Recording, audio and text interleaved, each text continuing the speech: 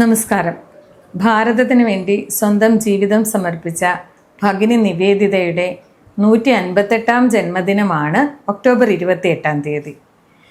ഭഗിനി നിവേദിതയെപ്പറ്റി നമുക്ക് കൂടുതൽ പറഞ്ഞു തരുവാനായി നമ്മോടൊപ്പം ഇന്ന് ഉള്ളത് എറണാകുളം രവിപുരം ശാരദാ മഠത്തിലെ മാതാജി ശിവമയ പ്രാണയാണ്. നമസ്കാരം മാതാജി. നമസ്തേ. നമസ്കാരം. മാതാജി എത്ര കാലമായി ശാരദാ മഠവുമായി ചേർന്ന് പ്രവർത്തിക്കാൻ തുടങ്ങി? ശാരദാ മഠത്തിൽ ഞാൻ ജോയിൻ ചെയ്തിട്ട് ഇപ്പോൾ 37 ഇയേഴ്സ് കഴിഞ്ഞു. ആദ്യകാലം ഒരു 8 വർഷം വരെ തൃശ്ശൂരിലായിരുന്നു, പിന്നെ കോഴിക്കോട്ടായിരുന്നു, അത് കഴിഞ്ഞ് പിന്നെ കൽക്കത്തയിലായിരുന്നു, പിന്നെ അരുണാചൽ പ്രദേശിലായിരുന്നു, പിന്നെ തിരിച്ച് 2014 തുടങ്ങി കേരളത്തിലാണ്. ഇവിടെ എറണാകുളം ശാരദാ മഠത്തിൽ 2017 തുടങ്ങി ഇവർ പ്രവർത്തിച്ചുകൊണ്ടിരിക്കുകയാണ്. നന്ദി മാതാജി. നമുക്ക് ഭഗിനി നിവേദിതയുടെ കുട്ടിക്കാലത്തെ പറ്റി, ജനനം, കുട്ടിക്കാല, വിദ്യാഭ്യാസം, ഇതിനെപ്പറ്റിയൊക്കെ ഒന്ന് പറഞ്ഞു തരാമോ? 1867 സിസ്റ്റർ നിവേദിത. അവരുടെ ആദ്യത്തെ പേര് മാർഗരറ്റ് നോബുൽ എന്നാണ്. അവർ ജനിച്ചിരുന്നത് 1867. അച്ഛൻ സാമ്യുവൽ നോബുൽ എന്നായിരുന്നു. അവർക്ക് മകളിലെ വലിയ ഒരു പ്രതീക്ഷയായിരുന്നു. ചെറുപ്പത്തിൽ തന്നെ അവരോട് പ്രത്യേക സ്നേഹം ശ്രദ്ധയുമായിരുന്നു അദ്ദേഹത്തിന്, പിതാവ്. അവർ വളരെ അധികമായി ജീവകാരുണ്യ പ്രവർത്തനങ്ങളിൽ ഏർപ്പെട്ടിരിക്കുകയായിരുന്നു, പള്ളികളിൽ. അങ്ങനെ അവർ പോകുമ്പോൾ കൂടെ മകളെയും കൂടി കൊണ്ടുപോയി അതിലെല്ലാം ശീലിപ്പിച്ചിട്ടുണ്ട് ചെറുപ്പത്തിൽ നിന്ന് തന്നെ. അതോടെ അവർക്കും ഈ കുട്ടിക്കും മനസ്സിലെ ഇതിനോടുള്ള താല്പര്യം, ആത്മീയ ജീവിതത്തിനോടുള്ള താല്പര്യം അന്ന് തുടങ്ങി ഉണ്ടായിരുന്നു. അങ്ങനെ ഒരു അച്ഛൻ പരിശ്രമം വളരെ അധികമായിട്ട് 34 വയസ്സിൽ തന്നെ അവർ മരിക്കുന്നു. ആ മരിക്കുന്നതിന് മുമ്പായിട്ട് ഭാര്യയെ വിളിച്ചിട്ട് ഈ കുട്ടിയെ പറ്റി പറയുകയാണ് അമ്മയോട്. അവൾക്ക് ഒരു വിളി വരും, ഭഗവാന്റെ ഒരു വിളി വരും. ആ വിളി വരുമ്പോൾ അവരെ അതിലേക്ക് പോകാനായിട്ട് അനുവദിച്ചു കൊടുക്കണം, അവരെ തടയരുത്. അവർ വലിയ വലിയ മഹത് കാര്യങ്ങളാണ് ചെയ്യാൻ പോകുന്നത്. അതുകൊണ്ട് അവരെ തടയരുത്, അവരെ സഹകരിക്കണം, അവളെ പറഞ്ഞയക്കണമെന്ന് നേരത്തെ പറഞ്ഞു വെച്ചിട്ടുണ്ടായിരുന്നു. അങ്ങനെ അവർ അച്ഛൻ മരിച്ചതോടെ അമ്മക്ക് അവിടെ ഒറ്റയ്ക്ക് താമസിക്കാൻ പറ്റാതെ വന്നു. അതോടെ അവരുടെ അച്ഛൻ്റെ വീട്ടിലേക്ക് തിരിച്ചു വന്നു. കുട്ടികളെയൊക്കെ നല്ലോണം പഠിപ്പിക്കുകയൊക്കെ ചെയ്യുന്നുണ്ടായിരുന്നു. അവരും ജോലി ചെയ്തിട്ടാണ് കുട്ടികളെയൊക്കെ കുടുംബം പോഷണം എല്ലാം ചെയ്തു കൊണ്ടുവന്നത്. അപ്പോൾ അങ്ങനെ ഉണ്ടായിരിക്കെ 18ാമത്തെ വയസ്സിലെ തന്നെ സിസ്റ്റർ നിവേദിത ഒരു അധ്യാപികയായിട്ട് ജോലി പ്രവേശിച്ചു. അത് വളരെ ഒരു പ്രത്യേകതരമായ ഒരു ശിക്ഷണമായിരുന്നു. സാധാരണ സ്കൂളുകളിൽ പഠിപ്പിക്കുന്ന പോലെ പുസ്തകം നോക്കിയിട്ട് പഠിപ്പിക്കലോ അങ്ങനല്ലാതെ ഒരു കാണിച്ച് എക്സ്പീരിയൻസ്, ആ പരീക്ഷണത്തിലൂടെ കൂടെയാണ് കുട്ടികളെ പഠിപ്പിച്ചു കൊണ്ടുവന്നിരുന്നത്. അവരുടെ ഉള്ളിലുള്ള ആ എഫിഷ്യൻസി, പല തരത്തിലുള്ള അവരുടെ ഉള്ളിലുള്ള ആ ഇതൊക്കെ എഫിഷ്യൻസികളെ പുറത്ത് കൊണ്ടുവരാനായിട്ട് ശ്രമിക്കുമായിരുന്നു. അങ്ങനെ കുറച്ച് നാൾ ഒരു അനാഥ ശരണാലയത്തിലും ഒരു ബോർഡിംഗ് സ്കൂളിൽ വർക്ക് ചെയ്തു. അതിന് ശേഷം അവർ സ്വന്തമായിട്ട് ഒരു സ്കൂൾ സ്ഥാപിച്ചു. അതാണ് 1895 1895 സ്ഥാപിച്ചതിന് ശേഷം അതിൽ വളരെ വ്യത്യസ്തമായിട്ടുള്ള ഒരു പഠന രീതിയായിരുന്നു. Kinder Garten. അങ്ങനെ ഒരു 2 പേരുണ്ടായിരുന്നു. ഒരാൾ ആർട്ടിസ്റ്റായിരുന്നു. ആ ആർട്ടിൽ കൂടി, ആ കലയിൽ കൂടി, പെയിൻറ്റിങ്ങിൽ കൂടിയാണ് കുട്ടികളുടെ ഉള്ളിലെ ഉള്ള ഭാവങ്ങളൊക്കെ പുറത്ത് കൊണ്ടുവരാൻ അവർ ശ്രമിച്ചിരുന്നത്. കുട്ടികളെ കൊണ്ട് പെയിൻറ്റിങ് ചെയ്യിപ്പിച്ചു.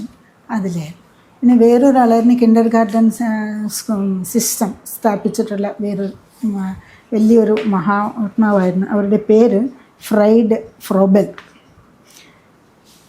ഇവരുടെ ഈ 2 പേരുടെയും പഠന രീതികൾ ഇവർ സ്വീകരിച്ചു. ആ രീതിയിലാണ് ഒരു പഠനം തുടങ്ങിയത്. അത് വളരെ വളരെ വിജയിച്ചു ഈ രീതി. അതോടെ അവർക്ക് വളരെ നല്ല പേരുണ്ടായിരുന്നു. ഇങ്ങനെ ഇരിക്കെയാണ് സ്വാമി വിവേകാനന്ദൻ അമേരിക്കയിലേക്ക് വരുന്നത്. അവരെ പറ്റി ഒന്നും അറിയില്ലായിരുന്നു. എന്നാലും ഈ അച്ഛൻ്റെ കൂടെ ഈ പള്ളിയിലേക്കൊക്കെ പോയി ജീവകാരുണ്യ പ്രവർത്തനങ്ങളെ പറ്റി അവർക്ക് വളരെ ആത്മീയ ജീവിതത്തിനോട് വലിയ താല്പര്യം ഉണ്ടായിരുന്നു. എന്നിട്ട് അതിനിടയ്ക്ക് ഇവർ ഒരു എൻഗേജ്മെൻറ്റിൽ പെട്ടു ഒരു പുരുഷനായിട്ടും. പക്ഷേ അതിന് എൻഗേജ്മെൻ്റ് ആവുന്ന മുമ്പ് തന്നെ ഒരു മാരാരോഗം വന്നവർ മരിക്കുകയുണ്ടായി. അപ്പോൾ അതോടെ വളരെ വൈരാഗ്യം വന്നു ജീവിതത്തിനോട്. പിന്നെ ഒരു സത്യാന്വേഷണം എന്നുള്ളത് അവരുടെ ഉള്ളിലെ വളരെ വളരെ ഡീപ്പായിട്ടുള്ള ഒരു വ്യാകുലത്തുണ്ടായിരുന്നു അവർക്ക്. അത് ഏത് രീതിയിൽ നിന്ന് കിട്ടിയാലും എവിടെ നിന്ന് കിട്ടിയാലും ഏത് ഗുരുവിൽ നിന്നാണെങ്കിലും ആ സത്യം ഗ്രഹിക്കാനുള്ള ഒരു ആകാംക്ഷ ഉണ്ടായിരുന്നു. അതുപോലെ ഈ ഒരു മൈൻ തൊഴിലാളികളുടെ ഇടയിൽ അന്ന് തന്നെ ഈ മാർഗരറ്റ് എലിസബത്ത് നോബിൾ എന്ന ആ കാലഘട്ടത്തിൽ തന്നെ ജീവകാരുണ്യം അങ്ങനെ കേട്ടിട്ടുണ്ട്. മാതാജീനി, നമുക്ക് ഈ മാർഗരറ്റ് എലിസബത്ത് നോബിൾ എങ്ങനെയാണ് സ്വാമി വിവേകാനന്ദനെ ആദ്യമായി കണ്ടത്? ആ സംഭവത്തെ പറ്റിയൊക്കെ ഒന്ന് പറയാം. അവർ സ്വന്തമായിട്ടൊരു സ്കൂളിൽ തുടങ്ങിയിരുന്നു അയർലൻഡിൽ, വിംബിൾഡൺ എന്നുള്ളൊരു സ്ഥലത്താണ്. അതിൽ വരെ വേറെ പല സ്ഥലത്തും ഒറ്റയ്ക്ക് നിന്നിട്ട് ഇങ്ങനെ പ്രവൃത്തിയിൽ ഉണ്ടായിരുന്നു. അതിനുശേഷം എല്ലാം കുടുംബങ്ങളൊക്കെ ഒന്നിച്ച് ഈ വിംബിൾഡൺ എന്നുള്ള ഒരു സ്ഥലത്തുണ്ടായിരുന്നു. ആ സമയത്താണ് ഇവരുടെ ഒരു കൂട്ടുകാർ ഇങ്ങനെ പറഞ്ഞു, ലേഡി ഇസാബിൽ എന്നുള്ള അവരുടെ വീട്ടിൽ ഒരു ഹിന്ദു സന്യാസി വരാൻ പോവുകയാണ്. അവരുടെ പ്രസംഗം വളരെ വളരെ വളരെ പ്രചോദനകരമായിട്ടുണ്ട്. അതുകൊണ്ട് നമുക്കൊന്ന് പോയാലോ എന്ന് അവർ ക്ഷണിച്ചു. അങ്ങനെയാണ് ഇവർ പോകുന്നത് സ്വാമിജിയെ കാണാൻ. അവർ പറയുന്നതൊക്കെ കേട്ട് അത്ഭുതകരമായി അവർക്ക് അത്ഭുതം തോന്നി. ഇങ്ങനെ കണ്ണടയ്ക്കാതെ അങ്ങനെ കേട്ടുകൊണ്ടിരുന്നു. എല്ലാം വളരെ അപ്ലിക്കബിൾ എന്ന് തോന്നിയിട്ടുണ്ട്. അവർ അന്വേഷിച്ചു കൊണ്ടുവന്ന ആ സത്യം ഇവിടെയാണ് കിട്ടാൻ പോകുന്നതെന്ന് ഒരു ഉൾവിളി അവർക്ക് ഉണ്ടായി. അതിനുശേഷം അവരുടെ പ്രസംഗങ്ങൾ വിടാതെ, വളരെ ഒരു ചാൻസ് പോലും വിടാതെ ഒന്നൊക്കെ കാര്യങ്ങളൊക്കെ അതിനനുസരിച്ച് അഡ്ജസ്റ്റ് ചെയ്ത് എല്ലാ പ്രസംഗങ്ങൾക്കും അറ്റൻഡ് ചെയ്ത് കൊണ്ടുവന്നു. ആർച്ചിലെ ഒരിക്കൽ പ്രശ്നോത്തര ക്ലാസ് ഉണ്ടായിരുന്നു. ഇങ്ങനെ ഒരു ക്വസ്റ്റ്യൻ ആൻസേഴ്സ് ക്ലാസ്സിൽ ഒരു ദിവസം സ്വാമിജി ഇടയ്ക്ക് പെട്ടെന്ന് നിന്ന് എല്ലാവരോടും ചോദിച്ചു, നോക്കൂ, ആത്മാവാണ് സത്യം. ആത്മാവിനെ അറിയാൻ വേണ്ടിയാണ് പ്രകൃതി, അല്ലാതെ പ്രകൃതിയെ പ്രാപിക്കാനല്ല ആത്മാവ്. ഈ കാണുന്നതൊക്കെ പ്രകൃതിയാണ്, ജഗത്ത്. അപ്പോൾ ഈ പ്രകൃതി ആത്മാവിനെ പ്രാപിക്കണം. ഞാൻ ആത്മാവാണ്, ഞാൻ ദൈവമാണ് എന്ന് ധൈര്യത്തോടെ വഴിയിലേക്ക് വന്ന് നിന്ന് ആർക്കാണ് പറയാൻ സാധിക്കില്ല. നിങ്ങളെല്ലാവരും ആത്മാവിനെ പറ്റി വായിക്കുന്നുണ്ട്, കേൾക്കുന്നുണ്ട് വേദാന്തം. പക്ഷേ നിങ്ങൾ ആ ധൈര്യത്തോടെ വന്ന് പറയാൻ ആരുണ്ട്? അങ്ങനത്തെ ഒരു 20 പേരാണ്, പുരുഷന്മാരും സ്ത്രീകളുമാണ് ലോകത്തിന് വേണ്ടത്. ഇങ്ങനെ വന്ന് വരിയിലെ നിന്ന് വന്ന് തെരുവിലെ ഇറങ്ങി നിന്ന് പറയണം, ഞാൻ ആത്മാവാണ്, ഞാൻ ദൈവമാണ്. നിങ്ങളിലെ ആരുണ്ടോ അങ്ങനെ ധൈര്യമായിട്ട് വന്ന് പറയാൻ? ഒരു ചലഞ്ച്. അപ്പോഴാണ് നിവേദിതയ്ക്ക് ആ ഉൾവിളി മനസ്സിലായത്. അച്ഛൻ പറഞ്ഞിട്ടുണ്ടായിരുന്നു അമ്മയോട്, ഇങ്ങനെ ഒരു വിളി വരും, കുട്ടിക്ക് ഒരു വിളി വരും. ആ വിളി വരുമ്പോൾ അപ്പോൾ അവർക്ക് മനസ്സിലായി ഇതാണ് വിളി. അതിനുശേഷം സ്വാമിജിക്ക് അവർ എഴുത്തെഴുതി. അങ്ങനെയാണ് സ്വാമിജിയുടെ പ്രഭാവം മാർഗരറ്റ് എലിസബത്ത് നോബിളിൽ ഉണ്ടാവുന്നത്. ഇനി കൂടുതൽ വിശ്വാസം, ഭക്തി ഒക്കെ ഉണ്ടായിട്ടായിരിക്കുമല്ലോ ഇന്ത്യയിലേക്ക് വരാനായി ഒരു തീരുമാനം എടുക്കുന്നത്. അതിനെപ്പറ്റി ഒന്ന് പറയാമോ? സ്വാമിജി പറയുന്ന കാര്യങ്ങൾ ആസ് ഇറ്റ് ഈസ് എടുക്കാനുള്ള ഒരു പ്രവണത ഉണ്ടായിരുന്നില്ല. എന്നുവെച്ചാൽ കേട്ട ഉടനെ വിശ്വസിക്കാൻ അങ്ങനെയല്ല. ഒരു റീസൺ, അത് വേണം. സ്വാമീജി അതുപോലെ തന്നെ ആയിരുന്നു. വിവേകാനന്ദ സ്വാമി അതേ പ്രവൃത്തിയായിരുന്നു. ശ്രീരാമകൃഷ്ണ ദേവൻ പറയുന്നതൊക്കെ അങ്ങനെ കണ്ണടച്ച് വിശ്വസിക്കുന്ന ഒരു പ്രവണത ഉണ്ടായിരുന്നില്ല. ലോജിക്കലി ചോദിക്കുമായിരുന്നു. എല്ലാം വിശ്വസിക്കാനൊരു മടി ഉണ്ടായിരുന്നു. എല്ലാം പറയുന്നതിനെല്ലാത്തിനും എന്തിനാ, എങ്ങനെ, ഇങ്ങനെ ഒരു ചോദ്യം എപ്പോഴും ഉണ്ടായിരുന്നു. കാരണം സ്വാമിജിയോട് അങ്ങേറ്റത്തെ വിശ്വാസം ഭക്തി ഉണ്ടായിട്ടും ഇങ്ങനെ ചോദിക്കാനുള്ള കാരണം അവർക്കറിയാം. കാരണം ഇതിപ്പോൾ ഇങ്ങനെ ഉടനെ വിശ്വസിച്ച് നാളെ ഇനി അതിന് പിന്നെ ചോദ്യം ചെയ്യേണ്ടി വരുമോ, ആ ഒരു ഭയത്തോടെയാണ് അത് മുഴുവനും മനസ്സിലാക്കിയിട്ട് ആ കോൺസെപ്റ്റ് ക്ലിയർ ആയതിനു ശേഷമേ ആ ഒരു ഫൈനൽ അക്സെപ്റ്റൻസ് ഇന്നുണ്ടായിരുന്നു. അങ്ങനെയാണ് അവർക്ക് അതിനോട് ഇത് വന്നത്. പിന്നെ ഈ ചാലഞ്ച് ഒരെണ്ണം വരുമ്പോഴത്തേക്ക് അത് ഫൈനലായി അവർക്ക് ഇതാണ് എൻ്റെ ഫ്യൂച്ചർ, ഇവിടെയാണ് എൻ്റെ ഇതെന്ന് പറഞ്ഞു. ഈ മാർഗരറ്റ് എലിസബത്ത് നോബിൾ അമ്മയോടും, അച്ഛൻ മരിച്ചു പോയല്ലോ ആ സമയത്ത്, അമ്മയോടൊക്കെ അനുവാദം ചോദിച്ച് ഇട്ടൊക്കെ തന്നെയാണോ ഭാരതത്തിലേക്ക്? എന്നുവെച്ചാൽ അമ്മയോട് തന്നെയാണല്ലോ അച്ഛൻ പറഞ്ഞത്, വിളി വരുമ്പോൾ തടയരുത്. അപ്പോൾ അമ്മക്കതൊന്നും വിഷമം ഉണ്ടാവും മക്കളെ വിടാൻ, പക്ഷെ ഒരു തടഞ്ഞിട്ടില്ല. അതിനുശേഷം മാർഗരറ്റ് നോബിൾ സ്വാമിജിക്ക് ഒരു എഴുത്തെഴുതി, ഇങ്ങനെ സ്വാമിജി പറയുന്ന ആ പ്രവർത്തനങ്ങളിലെ ഏർപ്പെട്ടാൻ എനിക്ക് എൻ്റെ ജീവിതം സമർപ്പിക്കാൻ ഞാൻ തയ്യാറാണ് എന്ന് അവർ എഴുത്തെഴുതി. പക്ഷേ സ്വാമിജി ഉടനെ അത് സ്വീകരിച്ചില്ല. എന്നുവെച്ചാൽ അത് ഉടനെ സ്വീകരിച്ചാൽ അതിൻ്റെ വില അറിയില്ല. അതിൻ്റെ ആ ജീവിതത്തിലുള്ള എല്ലാം തടസ്സങ്ങളും വരാൻ പോകുന്ന പല ബുദ്ധിമുട്ടുകളും എല്ലാം അവർ മനസ്സിലാക്കണം. അപ്പോൾ സ്വാമിജി അവർ വളരെ നിരുത്സാഹപ്പെടുത്തുകയാണ് ചെയ്തത്.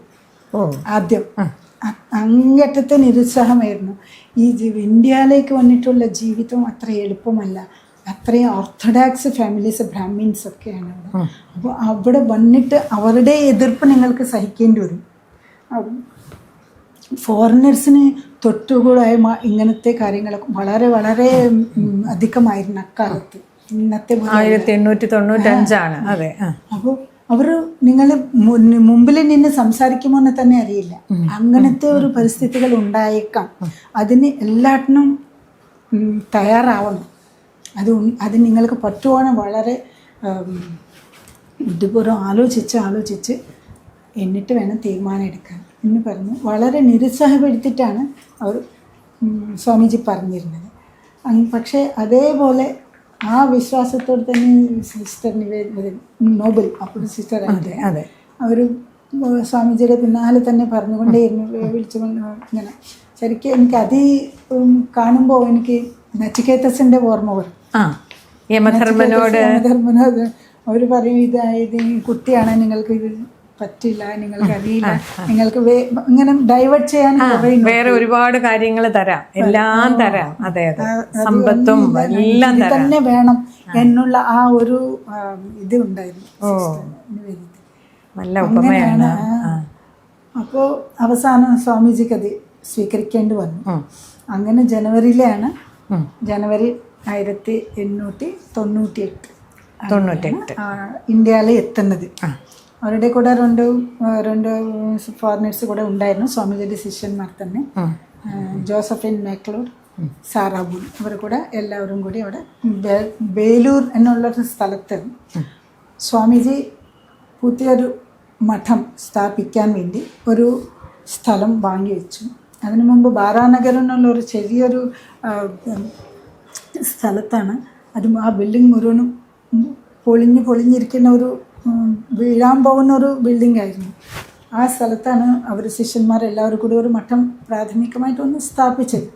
അത് കഴിഞ്ഞിട്ടാണ് സ്വാമിജി ഫോറിനിലേക്ക് പോയപ്പോൾ അവിടെ കിട്ടിയിട്ടുള്ള ഡൊണേഷൻസ് എല്ലാം കൂടിയിട്ട് ഇവിടെ ഒരു പെർമനൻ്റ് ഒരു മഠം സ്ഥാപിക്കാൻ വേണ്ടി ഒരു സ്ഥലം വാങ്ങി. ഈ കാര്യങ്ങളൊക്കെ സംഭവിക്കുന്നത് ശ്രീരാമകൃഷ്ണദേവന്റെ സമാധിക്ക് ശേഷമല്ലേ? 1886 ശ്രീരാമകൃഷ്ണദേവന്റെ മഹാസമാധി ഉണ്ടായത്. അതിനുശേഷം സ്വാമി വിവേകാനന്ദൻ ബാരാനഗർ മഠമാണ് സ്ഥാപിച്ചത്, ബാരാനഗർ എന്നൊരു സ്ഥലത്ത്. അതിനുശേഷം 89 തുടങ്ങിയാണ് സ്വാമി വിവേകാനന്ദനും പരിക്രമം തുടങ്ങിയത്. പരിവ്രാജകനായിട്ട് ഇങ്ങനെ പോയി കന്യാകുമാരിയിൽ പോയി, ഇതൊക്കെ എല്ലാവർക്കും അറിയാവുന്നതാണ്. ചിക്കാഗോയിൽ പോയി, അത് കഴിഞ്ഞിട്ടാണ് ലണ്ടനിലേക്ക് വരുന്നത്. അങ്ങനെയാണ് ഉണ്ടായത്. മാതാജി, ഞങ്ങൾ കേട്ടിട്ടുണ്ട് ആദ്യകാലത്ത് സ്വാമി വിവേകാനന്ദൻ്റെ കഠിനമായ ശിക്ഷണമായിരുന്നു. അതുപോലെ ഈ പേര് കൊടുത്ത കാര്യവും, അതുപോലെ പിന്നീട് എങ്ങനെയാണ് മാർഗരറ്റ് എലിസബത്ത് നോബിളിനെ ഭാരതത്തിലെ ഒരു സന്യാസിനിയാക്കി മാറ്റാനായിട്ട് പേര് കൊടുത്തതും അങ്ങനത്തെ കാര്യങ്ങളൊക്കെ ഒന്ന് പറഞ്ഞു. ആക്ച്വലി അത് സന്യാസിനിയല്ല, ബ്രഹ്മചാരിണിയായിരുന്നു. ബ്രഹ്മചാരിണി, സന്യാസമല്ല. അല്ല. ജനുവരി 98 അവർ കൽക്കത്തയിലെത്തി. മാർച്ചിലെയാണ് ശാരദാദേവിയെ കാണുന്നത്, മാർച്ച് 17 അക്കാലത്ത് ഒരു അത്രയ്ക്ക് ഒരു എന്താ പറയുക, റിജിഡ് ഓർത്തഡോക്സ് അങ്ങനത്തെ ഒരു ഫാമിലിയിലെ ആയിരുന്നു അമ്മ. സ്വാമിജിക്ക് ഒരു ഭയമുണ്ടായിരുന്നു, അമ്മ ഇവരെ സ്വീകരിക്കുമോ എന്ന്.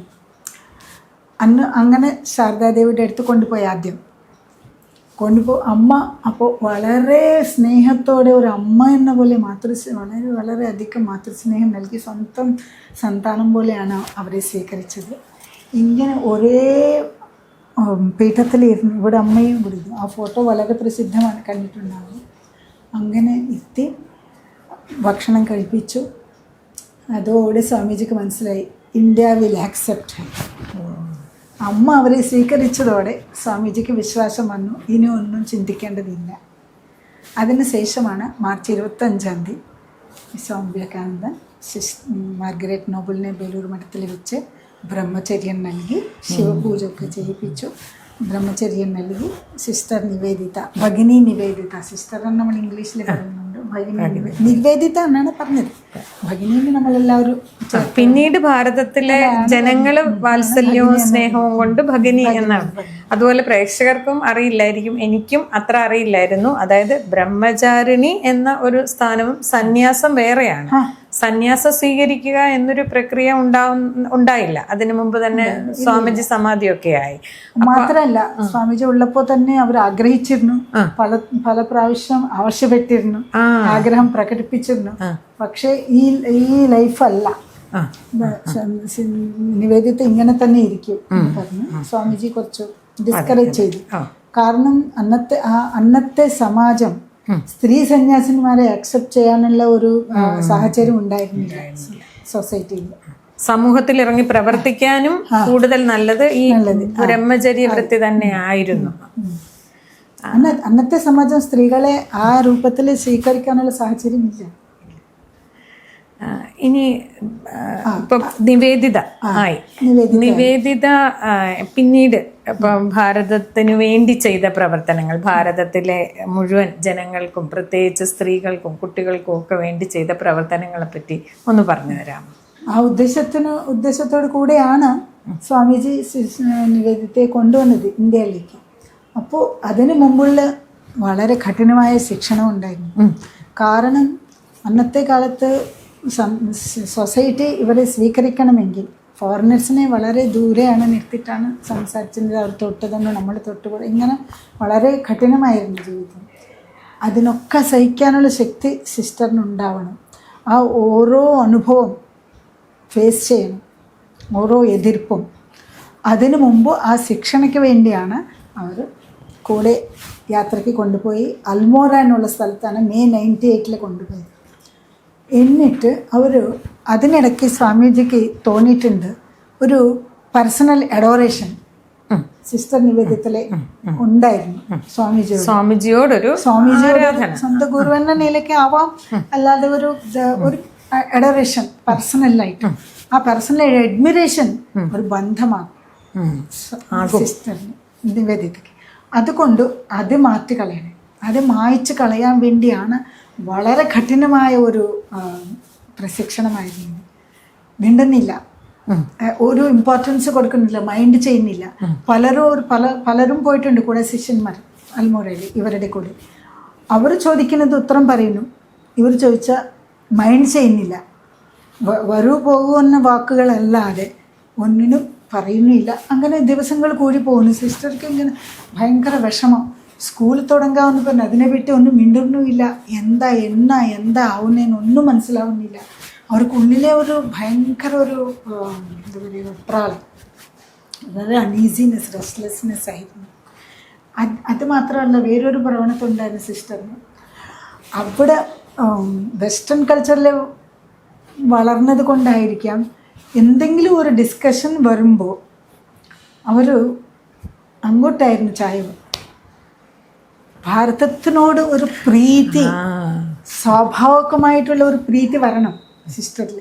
അപ്പോഴേ അത് അവർക്ക് അവരുടെ പോരായ്മകളും ഈ കൾച്ചറിലെ പല പോരായ്മകളും ഉണ്ടാവും ഭാരതീയർ, അതൊക്കെ സ്വീകരിക്കണമെങ്കിൽ ഭാരതത്തിനോടൊരു സ്നേഹം വരണം. ഇപ്പോഴും മനസ്സിലെ അവർക്ക് വെസ്റ്റേൺ ഇതിനോട് ഒരു നല്ല ചായവ് ഉണ്ടായിരുന്നു. അത് മനസ്സിലാവുന്നുണ്ട് സ്വാമിക്ക്. സ്വാമിജിക്ക് വാക്കുകളിലെ അല്ലാതെ തന്നെ ഉള്ളിൽ കാണാൻ പറ്റും. അങ്ങനെ മനസ്സിലായിരുന്നു. അത് മാറാൻ വേണ്ടിയാണ് ഇങ്ങനെ പ്രവർത്തിച്ചുകൊണ്ടിരുന്നത്. അത് മാറുന്നത് വരെ സ്വാമിജി ഇങ്ങനെ ഒരേ കുറച്ച് ദൂരെ നിർത്തി ഇങ്ങനെ നോക്കിക്കൊണ്ടിരുന്നു. സ്കൂളിന് പറ്റി ഒന്നും പറയുന്നില്ല, ഒന്നും ചെയ്യുന്നില്ല. ഇങ്ങനെ ദിവസങ്ങൾ കഴിഞ്ഞു പോകുന്നു. അതിനിടെയാണ് സ്വാമിജി പറഞ്ഞത് ഒരു യാത്രയ്ക്ക് പോകാം, എല്ലാവരും കാശ്മീരിന് യാത്ര പോകാം. കാശ്മീരിലേക്ക് എല്ലാവരും ഈ ഗ്രൂപ്പ് മൊത്തം പോയി. കൂടെ സോദര ശിഷ്യന്മാരും ഉണ്ടായിരുന്നു കുറച്ച് പേര്. എല്ലാവരും കൂടി കാശ്മീർ യാത്രയ്ക്ക് പോയി. അവിടെ ഇരിക്കെ സ്വാമിജി പറഞ്ഞു, മിസ്സസ് സാറാബുൽ ഉണ്ടായിരുന്നു, വളരെ വയസ്സായ ഒരു സ്ത്രീയായിരുന്നു. ആ മദർ എന്നാണ് പറയാറ് സ്വാമിജി. അപ്പോൾ അവരോട് പറഞ്ഞു, ഞാൻ നിവേദിതയെ കൂട്ടി അമർനാഥിലേക്ക് പോവുകയാണ്. അല്ലാതെ തന്നെ പലർക്കും നിവേദിതയോടെ ഒരു പാർഷ്യാലിറ്റിയാണ് സ്വാമിജിക്കൊന്നും ഒരു ചെറിയൊരു ഫീലിംഗ് ഉണ്ടായിരുന്നു. ആ പല കാരണങ്ങൾ കൊണ്ടാണ് അങ്ങനെ കുറച്ച് മാറ്റി നിർത്തിയിരുന്നു കുറച്ച് നാൾ. എന്തായാലും ഇപ്പോൾ ഞാൻ കൊണ്ടുപോകാൻ സ്വയം പ്രഖ്യാപിച്ച് നിവേദിതയും കൂട്ടിയാണ് അമർനാഥിലേക്ക് പോയത്. അമർനാഥിലേക്ക് പോകുമ്പോൾ ഒരു വലിയ ഒരു ദിവ്യാനുഭവം ഉണ്ടായിരുന്നു സ്വാമി വിവേകാനന്ദന്. അദ്ദേഹം ഇവർ രണ്ടുപേരേ ഉള്ളൂ ആ അമ്പലത്തിൽ. സാക്ഷാത് ശിവനെയാണ് അവിടെ കാണുന്നത്, സ്വാമി വിവേകാനന്ദൻ. ശിവൻ്റെ ആ ദർശനം അദ്ദേഹത്തിനുണ്ടായി. സ്വാമി വിവേകാനന്ദന് ശിവാവതാരമെന്നാണല്ലോ പറയുന്നത്. വീരേശ്വര ശിവനെ പൂജിച്ചിട്ടാണല്ലോ ഉണ്ടായത്. അപ്പോൾ ആ ഒരു ആത്മജ്ഞാനം അദ്ദേഹത്തിനുണ്ട് ആ സമയത്ത്. സ്വസ്വഭാവ റിയലൈസേഷൻ എന്നുണ്ടായി. ശിവനെ കണ്ടു. അതോടെ ഒരു സമാധിയിലായിരുന്നു അദ്ദേഹം. സിസ്റ്റർ കൂടെ ഉണ്ടായിരുന്നു, പക്ഷെ മനസ്സിലായില്ല.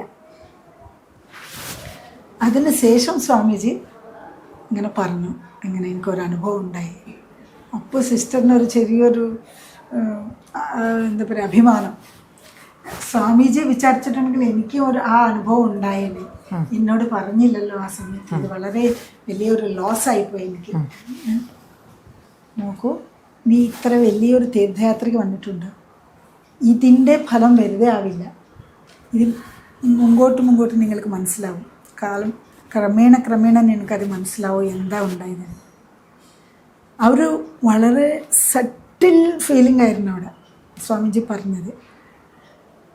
അവിടെ സിസ്റ്ററിനത് മനസ്സിലായില്ലെങ്കിലും ശിവനാണ് സ്വയം നിവേദിതയുടെ കൂടെ ഉള്ളത്.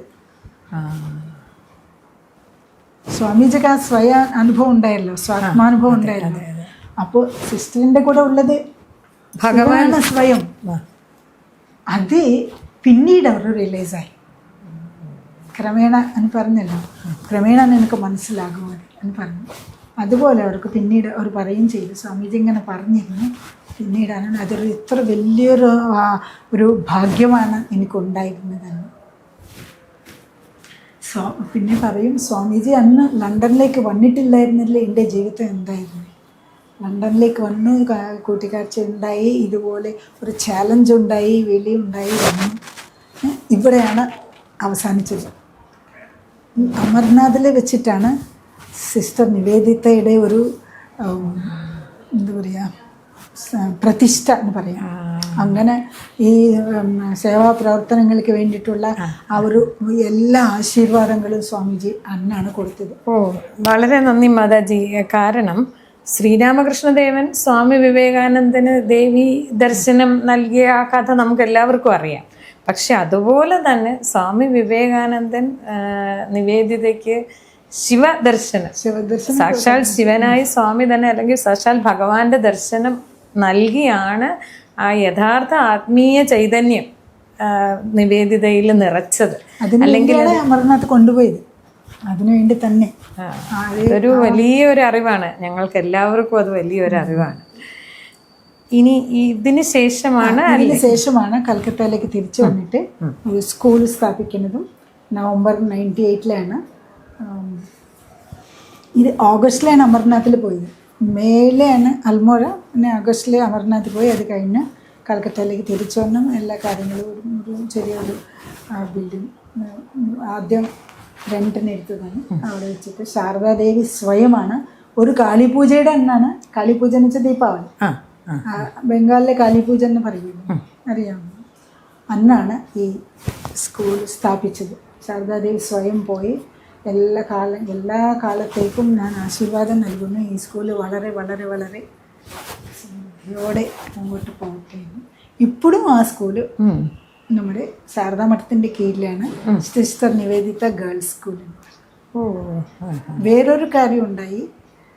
സിസ്റ്റർ നിവേദിത സന്യാസം അവർ ആവശ്യപ്പെട്ടിട്ടുണ്ടായിരുന്നു, ആഗ്രഹിച്ചിട്ടുണ്ടായിരുന്നു. പക്ഷേ അദ്ദേഹത്തിന് അത് സാധിച്ചില്ല.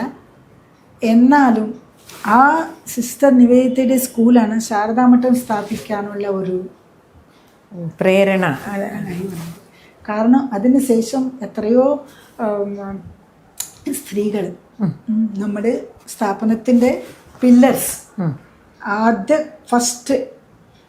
ഫസ്റ്റ് ബാച്ചിലുള്ള 8 പേര് മാതാജിമാരും അന്നത്തെ ഇവർ ആ സ്കൂളിലെ വർക്ക് ചെയ്തുകൊണ്ടിരിക്കുകയായിരുന്നു.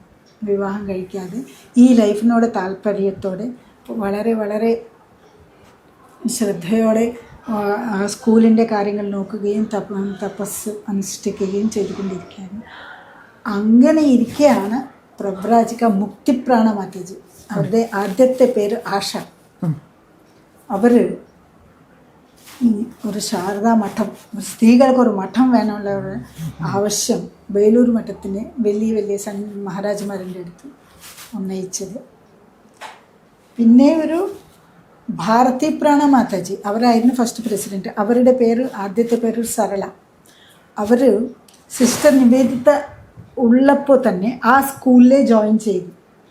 സ്കൂൾ ഉണ്ടായ 1 വർഷം 2 വർഷം ആകുമ്പോഴത്തേക്ക് അന്ന് അവർ സ്വാമിജിയും കൂടി കണ്ടിട്ടുണ്ടെന്ന് വെച്ചാൽ അവർക്ക് അത്ര 5-6 വയസ്സ്, അവർ ഒന്നും ഓർമ്മയില്ല സ്വാമിജി, പക്ഷെ അവരെ കണ്ടു.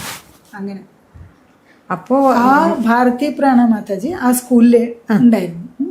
ഇവർ ഈ മഠം ആവശ്യപ്പെട്ടപ്പോൾ അവസാനം ശാരദാദേവിയുടെ സെന്റിനറി 1953 തീരുമാനിച്ചത് ശാരദാ മഠം സ്ഥാപിക്കാം. അപ്പോൾ ഭഗിനി നിവേദിത നേരിട്ട് പഠിപ്പിച്ച പെൺകുട്ടികളാണ് പിന്നീട് നേരിട്ട് ആ സ്കൂളിൽ തന്നെ പഠിച്ചവരാണ് ശാരദാ മഠത്തിന്റെ ഒരു തുടക്കം. അവർ ശാരദാദേവിയുടെ ശിഷ്യായിരുന്നു. ശാരദാദേവി അവസാന നിമിഷം വരെ അവർ സേവിച്ചു ശാരദാദേവി. ഈ ഇതിന്റെ കൂടെ ഞാൻ ശാരദാ മഠത്തിനെ കുറിച്ചുകൂടി പറയാനുള്ള ഒരു അവസരം എനിക്ക് ബാക്ക്ഗ്രൗണ്ട് അറിയില്ല. ഇനി ഒരു പോയിന്റ് കൂടെ ഉണ്ട്. സ്വാമി വിവേകാനന്ദൻ വളരെ ആഗ്രഹിച്ച ഒരു സ്ഥാപനമാണ് ശാരദാ മഠം.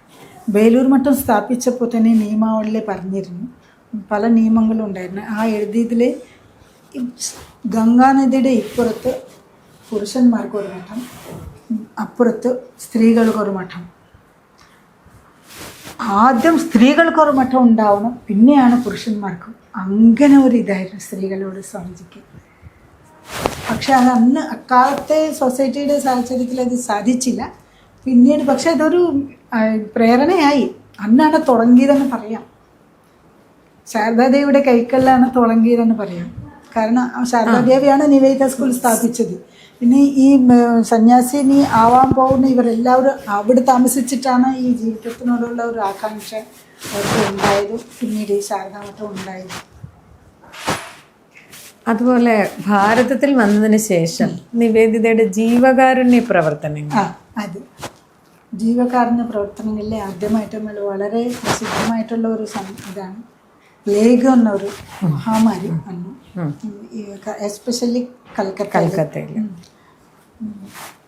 അപ്പോൾ സ്വാമി വിവേകാനന്ദൻ റിലീഫ് വർക്കിന് വളരെ അധികം പരിശ്രമിച്ച് എല്ലാവരെയും കൂട്ടി ഈ ഒരു വിദേശിനിയായ സിസ്റ്റർ നിവേദിത, സ്വാമി സദാനന്ദൻ എന്ന ഒരു മഹാരാജ്, അവർ സ്വാമി വിവേകാനന്ദൻ്റെ ശിഷ്യനായിരുന്നു.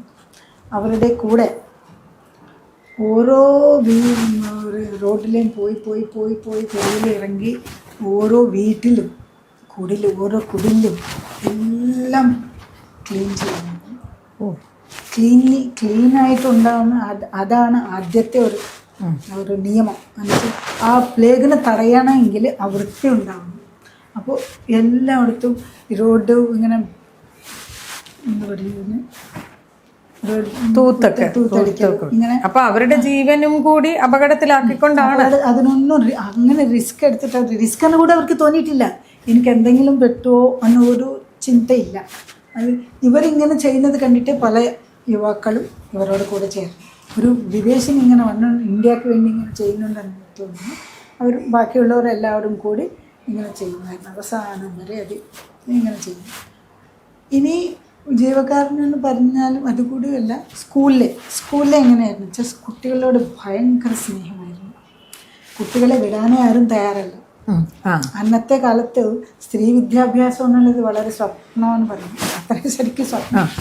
ആരും ഇങ്ങനെ സമ്മതിക്കാറില്ല വീട്ടിൽ സ്കൂളിൽ പോകാൻ.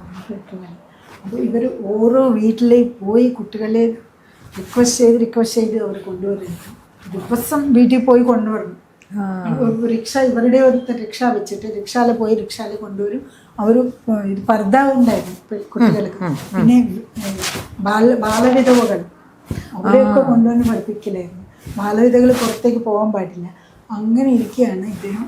ഞാൻ വണ്ടിയിലെ കൊണ്ടുവരാം അന്ന് ഓരോ മാതാപിതാക്കന്മാരോട് പറഞ്ഞ് അവരെ സമ്മതിപ്പിച്ച് കൊണ്ടുവരാൻ. അങ്ങനെ അവർക്ക് ഈ പാവകുട്ടികളെയൊക്കെ കൊടുത്ത് ശരിയത് അവർക്ക് ഒരു അട്രാക്ഷൻ. അവർ സ്കൂളിൻ്റെ പുറത്ത് തന്നെ ഇതൊക്കെ വെക്കുമായിരുന്നു. അപ്പോൾ കുട്ടികൾ അങ്ങോട്ടും ഇങ്ങോട്ടും പോകുന്ന കുട്ടികൾ അത് കണ്ട് അട്രാക്ഷൻ ഉള്ളിലേക്ക് അങ്ങനെ കുട്ടികളെ പിടിക്കേണ്ടി വന്നിരുന്നു. അതെ. പിന്നെ അവർ ഈ ബാലവിധവകളും അവർക്ക് പല നിയമങ്ങളായിരുന്നു അന്നത്തെ കാലത്ത്. ഏകാദശിക്ക് ഒരു നേരമേ കഴിക്കാം, ഏകാദശിക്ക് ചോറ് കഴിക്കില്ല, അങ്ങനത്തെ പല നിയമങ്ങളും ഉണ്ടായിരുന്നു. പിന്നെ എല്ലാ ദിവസവും ഒരു നേരമേ കഴിക്കുള്ളൂ അരിയാഹാരം. അപ്പോൾ സ്കൂളിലെ കുട്ടികൾ വരുമ്പോൾ ഇവർ തൊട്ടത് അവർ കഴിക്കാൻ പാടില്ല. സിസ്റ്റർ നിവേദിതത്തെ തൊട്ടത് അവർ ഫോറിനറല്ല. അങ്ങനത്തെ പല നിയമങ്ങൾ. ഒരു കാരണവശാലും അവരുടെ ആ സംസ്കൃതിയെ ബാധിക്കാതെ അവരെ സഹായിച്ചു. ഇന്ത്യൻ ആയിട്ടുള്ള ഭാരതീയ അധ്യാപികമാരവരുണ്ടായിരുന്നു. അവരുടെ വരെയാണ് അവർക്ക് കൊടുത്ത്. അവരുടെ ഒരു സംസ്കാരവും ഒരു കൾച്ചറും ഒന്നും ഇടാതെ വിദ്യാഭ്യാസം അവരിൽ എത്തിക്കാൻ ഒരുപാട് പരിശ്രമിച്ചു. പിന്നെ ഒരു ദിവസം ഭാരത സംസ്കൃതിന് അത്രയ്ക്ക് ഇതായിരുന്നു. ഒരു ദിവസം ചോദിച്ചു, നിങ്ങളുടെ റാണി ആരാ? കുട്ടികളോട് ചോദിച്ചു. അപ്പോൾ അവർ പറഞ്ഞു, വിക്ടോറിയ. അന്നത്തെ കാലത്ത് വിക്ടോറിയ ആയിരുന്നു റാണി. ഒരിക്കലല്ല, നിങ്ങളുടെ റാണി വിക്ടോറിയ ആവുന്നത് എങ്ങനെ? നിങ്ങളുടെ റാണി സീതാദേവിയാണ്. അത്രയ്ക്ക് ഒരു ഭാരത ഭാരതത്തിനോട് അത്ര വലിയൊരു സ്നേഹമായിരുന്നു. നിവേദിതയുടെ അച്ഛനൊക്കെ വലിയ ഐറിഷ് സ്വാതന്ത്ര്യ സമര സേനാനികളാണെന്ന് കേട്ടിട്ടുണ്ട്. അപ്പൊ അങ്ങനെയുള്ള ഒരു കുടുംബത്തിൽ നിന്ന്, അത്ര രാജ്യസ്നേഹമുള്ള ഒരു കുടുംബത്തിൽ നിന്ന് വന്ന ഭഗിനി നിവേദിത പിന്നീട് ഭാരതത്തിന് സ്വാതന്ത്ര്യം കിട്ടണമെന്ന് അമിതമായി ആഗ്രഹിച്ചു എന്ന് നമ്മൾ കേട്ടിട്ടുണ്ട്.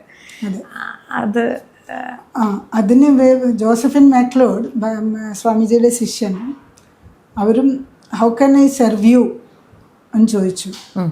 സ്വാമിജി പറഞ്ഞു, ലവ് ഇന്ത്യ. ആ ഒരു ആദർശം സിസ്റ്റർ സ്വീകരിച്ചു.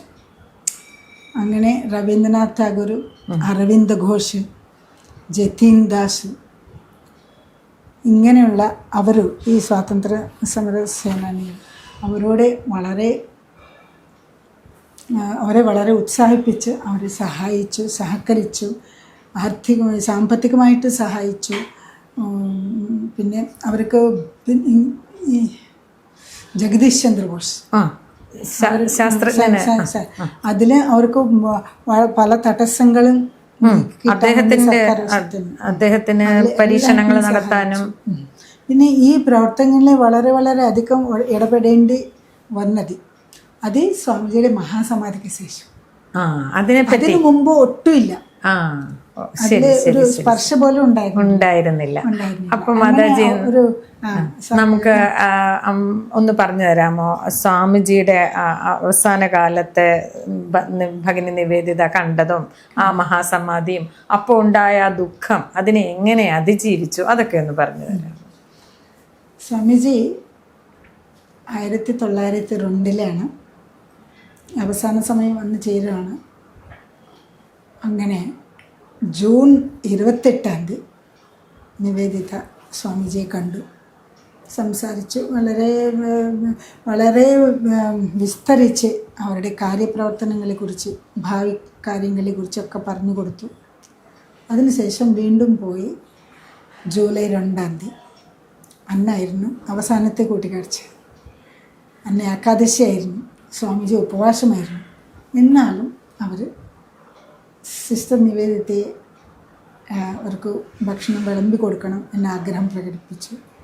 നിവേദിത തടഞ്ഞു, അത് വേണ്ട, സമ്മതിച്ചില്ല. ഇത് എൻ്റെ കൈകൾ കൊണ്ട് ഞാൻ ചെയ്യാം എന്ന് പറഞ്ഞു. സഹോദര ശിഷ്യന്മാരോട് എല്ലാം വ്യവസ്ഥ ചെയ്യാൻ പറഞ്ഞു. അവർ ചോറും ഭക്ഷണങ്ങളൊക്കെ കൊണ്ടുവന്നു സ്വയം അടുത്തിരുന്ന് വിളമ്പി കൊടുത്തു ആണ്. അത്ര സ്നേഹത്തോടെയാണ് ഇന്ന് കഴിപ്പിച്ചത്. അതിനുശേഷം കൈ കഴുകുമ്പോൾ സ്വാമിജി സ്വയം കയ്യിൽ വെള്ളം ഒഴിച്ച് കൊടുക്കുന്നുണ്ടായിരുന്നു. അപ്പോൾ സിസ്റ്റർ തടഞ്ഞു, ഇത് ഞാനല്ലേ സ്വാമിക്ക് ചെയ്ത് കൊടുക്കേണ്ടത്, ഒരു ശിഷ്യൻ എന്ന നിലയ്ക്ക് സ്വാമിജി ഇങ്ങനെ ചെയ്യുന്നത് എനിക്ക് ഇതല്ലല്ലോ. അതൊന്നുമല്ല, ജീശു ശിഷ്യന്മാരുടെ പാദങ്ങൾ വരെ കഴുകിയിട്ടുണ്ട്, ഓർമ്മയില്ലേ? പക്ഷേ അപ്പോൾ നിവേദിത മനസ്സിലെ വിചാരിച്ചു, പുറത്തേക്ക് വന്നില്ല. പക്ഷേ അത് അവസാന സമയത്തല്ലേ സ്വാമി, ഇന്ന് പറയാൻ പറ്റുന്നില്ല, മനസ്സിൽ വന്ന് ചിന്തിച്ചു. ശരിക്കും അവസാന സമയം തന്നെ ആയിരുന്നു. അങ്ങനെ അന്ന് 3 മണിക്കൂർ അവിടെ ചിലവഴിച്ചു സ്വാമിജിയുടെ കൂടെ ബേലൂർ മഠത്തിൽ. അത് കഴിഞ്ഞ് ബാഗ് ബസാറിലുള്ള സ്വന്തം താമസത്തിലേക്ക് വന്നു. 4 രാത്രിയാണ് സ്വാമി മഹാസമാധിയായത്. അതിന് പിറ്റേ ദിവസം തന്നെ ഇങ്ങനെ വിളി വന്നു, മെസ്സേജ് വന്നു, സ്വാമിജി ഇനി ഈ ലോകത്തിലില്ല, രാത്രി കടന്ന് ഉറങ്ങി, ഇനി തിരിച്ചു വരാത്ത ഒരു ഉറക്കമായിരുന്നു. അന്നത്തെ ദിവസം സിസ്റ്റർ നിവേദിത രാത്രി സ്വപ്നം കണ്ടു. ശ്രീരാമകൃഷ്ണദേവൻ്റെ മഹാസമാധി വീണ്ടും ഉണ്ടായിരുന്നു. ശ്രീരാമകൃഷ്ണദേവൻ്റെ സമാധി 1886 1806. പക്ഷേ ഇവർ സ്വപ്നം കണ്ടു ശ്രീരാമകൃഷ്ണദേവന് സമാധിയായ പോലെ. അപ്പോൾ സിസ്റ്റർ നിവേദിതയ്ക്ക് ശ്രീരാമകൃഷ്ണദേവനും സ്വാമിജി ഒന്നായിരുന്നു. എന്നാലും വളരെ ദുഃഖം ഉണ്ടായിരുന്നു. പക്ഷെ അപ്പോഴേക്ക് തന്നെ മനസ്സിലെ ഈ ദേശഭക്തി എന്നുള്ളത് മുളച്ച് കൈമൂടിയത്. അതുകൊണ്ട് ഇനി ദുഃഖിക്കാനുള്ള സമയം അധികം ഉണ്ടായില്ല.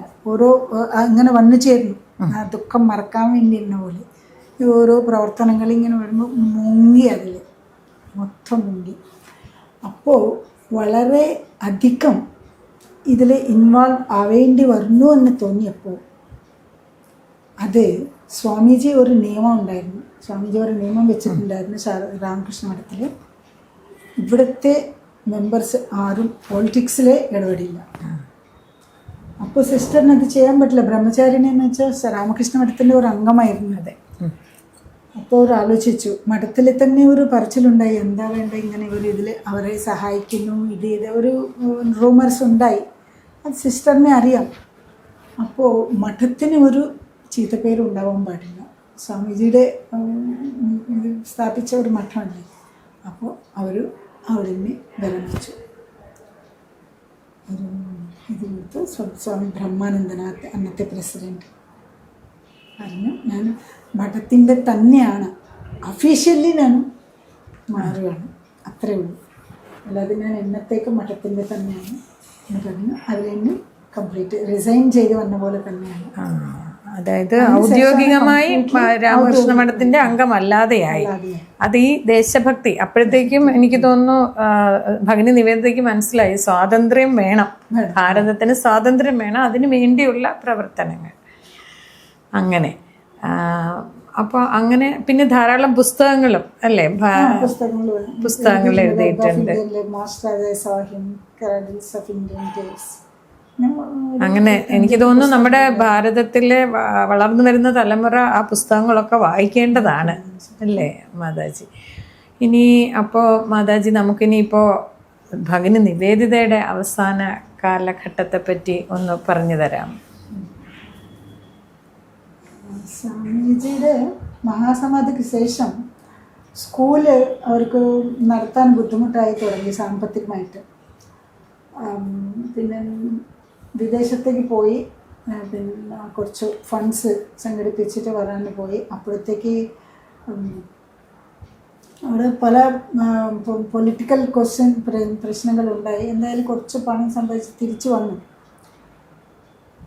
വന്നതിന് ശേഷം സിസ്റ്റർ ക്രിസ്റ്റൈൻ എന്ന ഒരാൾ ഇവർക്ക് സഹായിക്കാനായിട്ട് 2 പേരുണ്ടായിരുന്നു. ഇതിന് പറഞ്ഞു സിസ്റ്റർ ക്രിസ്റ്റൈൻ വളരെ ഫേമസ് ആണ്. അവർക്ക് ഏൽപ്പിച്ചു സ്കൂളിൽ. അങ്ങനെ ജഗദീഷ് ചന്ദ്രബോസിൻ്റെ കൂടെ ഡാർജിലിംഗിലേക്കാണ് പോയത്. അവിടെ ഉണ്ടായിരുന്നപ്പോഴാണ് അവർക്ക് അസുഖം പിടിച്ചത്. ക്രോണിക് ഡിസെൻട്രി എന്നാണ് പറയുന്നത്. ആ സമയത്ത് അതിന് ഒരു ചികിത്സ ഉണ്ടായിരുന്നില്ല അന്നത്തെ കാലത്ത്. ആരും സിസ്റ്ററിനോടത് പറഞ്ഞിട്ടില്ല, ഇത്രയും ഒരു സീരിയസ് ആയിട്ടുള്ള അസുഖമൊന്നുമില്ല. അപ്പോൾ അതിനു മുമ്പ് വേറെ സിക്കിമിലെ ഒരു തീർത്ഥയാത്രയ്ക്ക് വേണ്ടി എല്ലാം റെഡിയാക്കി ഉണ്ടായിരുന്നു. ഈ മൗണ്ടൻ പിൽഗ്രിമേജ് അവർക്ക് ഭയങ്കര ഇഷ്ടമായിരുന്നു. ജഗദീഷ് ചന്ദ്രബോസ് ഫാമിലിയോട് കൂടി പോകാനുള്ള എല്ലാ പുറപ്പാടുകളും ഈ കുതിരകളൊക്കെ ഏർപ്പാട് ചെയ്ത് അങ്ങോട്ട് പോകാം. തലേ ദിവസമാണ് ഇവർക്ക് അസുഖം പിടിച്ചത്. അത് ഒരു തരത്തിലും മാറുന്നില്ല എന്ന് വെച്ചപ്പോൾ അത് ക്യാൻസൽ ചെയ്യേണ്ടി വന്നു. അത് അങ്ങനെ അവരുടെ അന്ത്യത്തിലേക്കാണ് നീങ്ങിയത്. ആ സമയത്ത് അവർക്ക് ഒരേ ഒരു ആശ്വാസം എന്ന ഇതിൽ ഉണ്ടായിരുന്നു. ഗണേൻ മഹാരാജ് എന്ന് പറഞ്ഞു ഒരു ബ്രഹ്മചാരിയായിരുന്നു, വേലൂർ മഠത്തിലെ ബ്രഹ്മചാരി. അവസാന ദിവസം ശരിക്കുള്ള സമയത്ത് അവർ വേലൂർ മഠത്തിലെ ഉണ്ടായ ഫ്രൂട്ട്സ്, കുറേ ഫ്രൂട്ട്സ് അവിടെ നിന്ന് കൊണ്ടുവന്ന് എത്തിയത് ഡാർജിലിംഗിൽ എത്തി. അത് നിവേദിതയ്ക്ക് വളരെയേറെ സന്തോഷം ഉണ്ടായിരുന്നു. അവിടുത്തെ അത് കിട്ടുന്ന ഒരു സ്വാമിജിയുടെ ഒരു ആശീർവാദം പോലെ അദ്ദേഹത്തിന് തോന്നിയിട്ടുണ്ട്. പിന്നെ ഒരു കാര്യം ഞാൻ പറയാൻ മറന്നുപോയി. സ്വാമിജിയുടെ മഹാസമാധിയുടെ സമയത്ത് അവിടെ ആ ചിതി കത്തിക്കൊണ്ടിരിക്കുമ്പോൾ അവിടെ ഉണ്ടായിരുന്നു ആ ഗേരുവാ വസ്ത്രം, കാവ്യ വസ്ത്രം. ഒരു സന്യാസം ആഗ്രഹിച്ചു, ഉണ്ടായിരുന്നു. അതിങ്ങനെ കത്തിക്കൊണ്ടിരിക്കുമ്പോൾ ശാരദാനന്ദ സ്വാമി ചോദിച്ചു, ഒരു കഷ്ണം എനിക്ക് എടുക്കാമോ? കഷ്ണം കത്തിക്കൊണ്ട് പിടിക്കാൻ ഒരു അത് പിന്നെ അല്ലെങ്കിൽ എന്തെങ്കിലും വിചാരിക്കുമോ എന്ന് വിചാരിച്ചിട്ട് എടുത്തില്ല. അങ്ങനെ ഇരിക്കുകയാണ് അവിടെ. അപ്പോൾ കാറ്റത്ത് ഒരു ചെറിയ കഷ്ണം പറന്നു വന്ന് അവരുടെ മടിയിൽ വീണു. ആ കാൽവസ്ത്രം അത് സ്വാമിജിയുടെ ഒരു ഇച്ഛ കൊണ്ടാണ് അതെങ്ങനെ വന്നത്, സ്വാമിജിയുടെ ഒരു അനുഗ്രഹം എന്ന രീതിയിലാണ് അവരെടുത്തത്. അതേപോലെ അവസാന സമയത്ത് ആ വേലൂർ മഠത്തിന് വന്ന ഈ ഫ്രൂട്ട്സ് അതവർക്ക് രാമകൃഷ്ണദേവന്റെയും സ്വാമി വിവേകാനന്ദന്റെയും ഒക്കെ പ്രസാദം പോലെ ആശീർവാദം. അങ്ങനെയാണ് സമാധി. അവിടെയാണ് ഒരു ഫലകം പറഞ്ഞു അതിനോട് എഴുതി വെച്ചിട്ടുണ്ട്. ഹിയർ ഇവിടെയാണ് സിസ്റ്റർ നിവേദിത ഭാരതത്തിന് വേണ്ടി തൻ്റെ സർവസ്വം സമർപ്പിച്ച നിവേദിതയുടെ റിലീക്സ് സൂക്ഷിച്ചിരുന്നു. അതാണ് ഭാരതത്തിന് വേണ്ടി എല്ലാം സമർപ്പിച്ചു. അതെ അതെ, അതും ഒരു ഐറോണിക്കലി എന്ന് പറയാം, ഭാരതം ഭരിച്ച അന്ന് ബ്രിട്ടീഷ് സാമ്രാജ്യത്തിൽ നിന്ന് ഒരാൾ ഭാരതത്തിനെ കീഴ്പ്പെടുത്തി ഭരിച്ച ബ്രിട്ടീഷ് സാമ്രാജ്യത്തിൽ നിന്ന് ഒരാൾ അവരുടെ എല്ലാം തന്നെ ഭാരതത്തിന് വേണ്ടി സമർപ്പിച്ചു. അപ്പോൾ അങ്ങനെ നമ്മൾ വളരെ നന്ദിയുണ്ട് മാതാജി. നമുക്കറിയാൻ പാടില്ലാത്ത ഒരുപാട് കാര്യങ്ങൾ മാതാജി പറഞ്ഞു തന്നു. ഭഗിനി നിവേദിതയുടെ ജീവിതത്തിൽ കൂടി നമ്മൾ കടന്നു പോയതുപോലെ നമുക്ക് തോന്നുന്ന രീതിയിലാണ് മാതാജി ഇതെല്ലാം പറഞ്ഞു തന്നത്. മാതാജി ഉൾപ്പെടെ ഉള്ള ആ ഒരു പരമ്പര രാമകൃഷ്ണ മഠത്തിൽ നിന്ന്, ശ്രീ രാമകൃഷ്ണദേവനിൽ നിന്ന്, സ്വാമി വിവേകാനന്ദനിലൂടെ, ഭഗിനി നിവേദിതയിലൂടെ മാതാജിയിൽ ഈ കാലത്ത് എത്തി നിൽക്കുന്ന ഈ ഒരു പരമ്പരയുടെ മുന്നിൽ എല്ലാവരുടെയും, ഭാരതത്തിൻ്റെ സകല ജനങ്ങളുടെയും പ്രണാമം ഞങ്ങൾ അർപ്പിക്കുന്നു. നന്ദി, നമസ്കാരം.